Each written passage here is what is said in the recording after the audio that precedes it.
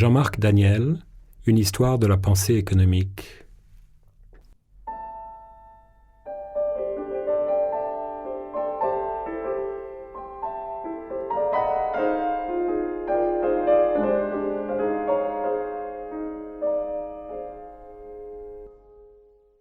Le propos de ce texte que je vais vous dire est un propos qui consiste à décrire comment a évolué dans l'histoire la science économique et comment s'est construite l'histoire de la pensée économique.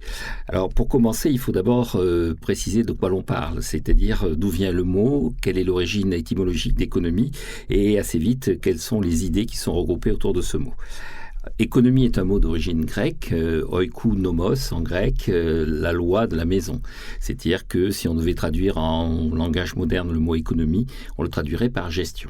Et d'ailleurs, dans les œuvres antiques, là où apparaissent des notions d'économie, ce sont essentiellement des conseils donnés par un certain nombre d'écrivains, comme Xénophon, sur la façon de gérer une demeure, c'est-à-dire un ensemble dans lequel il y a une famille avec des esclaves et avec une propriété agricole. En fait, il y a une pensée économique, une pensée vraiment de ce qu'on appelle la science économique moderne qu'à partir du XVIIIe siècle. Entre l'Antiquité où apparaît le mot et le XVIIIe siècle, il y a des bribes de pensée économique. On a attribué une pensée économique à Aristote, on a attribué une pensée économique à Platon, on attribue une pensée économique aux scolastiques de la pensée médiévale, on attribue une pensée économique au XVIIe siècle au travers de ce qu'on appelle les mercantilistes. Si on revient à ces pensées économiques, il y a deux grandes caractéristiques. La première caractéristique, c'est le fait que ces pensées sont noyées dans d'autres pensées. Par exemple, Aristote, puis ensuite les scolastiques, se posent la question de la justice. Quel est le juste prix ? Et donc la question qu'ils se posent, c'est moins quelle est la production, l'efficacité de la production, comment on organise cette production et comment on collecte des impôts, que qu'est-ce qui est juste dans la répartition des richesses. De même, chez Platon, il y a une question sur est-ce qu'il y a une population optimale ? Et donc, il va considérer que 5040 individus, c'est la population normale de la cité. 5040, c'est pour les mathématiciens factoriel 7, c'est-à-dire 1 multiplié par 2 multiplié par jusqu'à 7. Et donc, on retrouve le 7 qui est le chiffre magique de la pensée antique. Platon a donc une pensée qui est une pensée que l'on pourrait qualifier de démographique, mais qui s'insère dans une vision plus politique, puisque Platon avait une vision extrêmement négative de la démocratie, en fait, et il cherchait une population optimale pour en assurer la gestion qui soit la plus conforme à l'efficacité et au principe d'organisation de la société sur un plan strictement politique qui guidait sa pensée philosophique. Si on se rapproche dans le temps, un texte au XIVe siècle va traiter de la monnaie, qui est le traité des monnaies d'un Français qui s'appelle Nicolas Oresme. Ce Nicolas Oresme est un franciscain et il va écrire le premier texte qui est consacré exclusivement à un objet économique, qui est en l'occurrence la monnaie.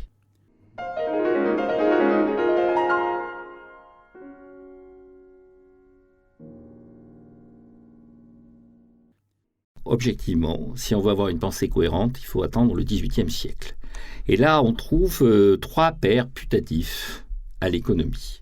D'abord, l'économie de l'époque s'appelle économie politique. Alors, beaucoup de gens pensent que politique, ça veut dire que c'est un débat, ce sont des spécialistes de la science politique qui vont s'engager dans une réflexion autour de l'économie. Un certain nombre de gens vont penser qu'elle fait partie d'un discours autour du droit, de l'organisation optimale de la société, des institutions. En fait, économie politique, ça veut dire économie, gestion, politique de la cité. Donc, à l'origine, la pensée économique s'organise comme une pensée sur les finances publiques. Le mot fait son entrée véritable à partir du XVIIe siècle. C'est un Français qui va écrire le premier traité d'économie politique, qui va être un traité de gestion des finances publiques, des conseils au roi, en l'occurrence le roi est Louis XIII, et ce Français s'appelle Antoine de Montchrétien. Alors, de façon anecdotique, cet Antoine de Montchrétien recommande au roi d'augmenter la quantité de monnaie en circulation, et il va mourir comme faux monnayeur, ce qui prouve que c'est le premier économiste à avoir une attitude cohérente. Il donne des conseils, et comme le roi ne les applique pas, lui, il va essayer de les mettre en application. Cet Antoine de Montchrétien est un personnage assez légendaire.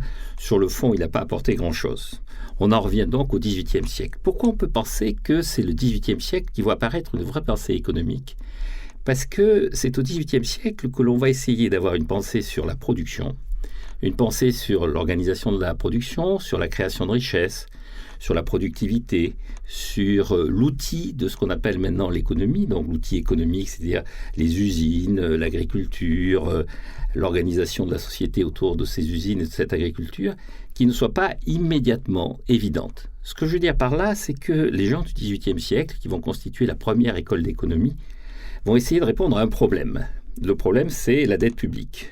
Et ils ne vont pas répondre par cette forme d'évidence politique qui consiste à dire si je n'arrive pas à rembourser la dette publique, l'État n'a qu'à faire faillite, n'a qu'à faire banqueroute, comme on dit concernant l'État. Ils vont dire il faut essayer de réfléchir au lien qu'il y a entre la dette publique, la société, la production, les impôts qui permettent normalement de rembourser cette dette publique et essayer de voir si un mode d'organisation différent permettrait de rembourser la dette sans aller jusqu'au traumatisme de la faillite. Concrètement, à la dette publique, ils répondent non pas par la banqueroute, mais par la croissance économique. Alors, qui sont-ils ? Ces premiers économistes sont ce qu'on appelle les physiocrates, et le premier d'entre eux s'appelle Quesnay, François Quesnay. Est-ce que pour autant c'est le premier économiste enregistré après Antoine de Montchrétien qui est une sorte de père un peu légendaire ? Non, en réalité il y a deux autres personnages à qui on attribue la naissance de l'économie politique. Le deuxième personnage, c'est un personnage de référence du XVIIIe siècle, et au XVIIIe siècle, penser c'est penser en français, penser c'est penser à Paris, et s'exprimer essentiellement c'est s'exprimer dans l'encyclopédie. Donc le premier économiste, deuxième candidat au poste de premier économiste, c'est le rédacteur de l'article « Économie politique » dans l'encyclopédie. Et ce rédacteur, c'est Jean-Jacques Rousseau. Et donc les économistes ne savent pas, en général, que leur père putatif est Jean-Jacques Rousseau. En fait, cet article « Économie politique » de l'encyclopédie est assez peu économique, là encore. Il y a beaucoup de considérations sur une vie simple, une vie à la Rousseau, où il magnifie la campagne, le paysan face au monde industriel qui est en train de naître. Rousseau est le théoricien d'un socialisme rural, d'un socialisme un peu archaïque, qui sera assez vite balayé par la réalité historique. Il n'en reste pas moins que économie politique est mise dans le circuit au travers de l'article de Rousseau. Dans la dispute qui va opposer d'ailleurs Rousseau aux encyclopédistes, Diderot et d'Alembert, il finira par récupérer son texte et en faire un discours sur l'économie politique, qui est souvent présenté comme le troisième discours, avec le discours sur les sciences et les arts et le discours sur l'origine de l'inégalité. Et puis évidemment, le personnage de référence que tout le monde connaît, c'est Adam Smith. Donc Adam Smith publie en 1776 son livre sur la richesse des nations.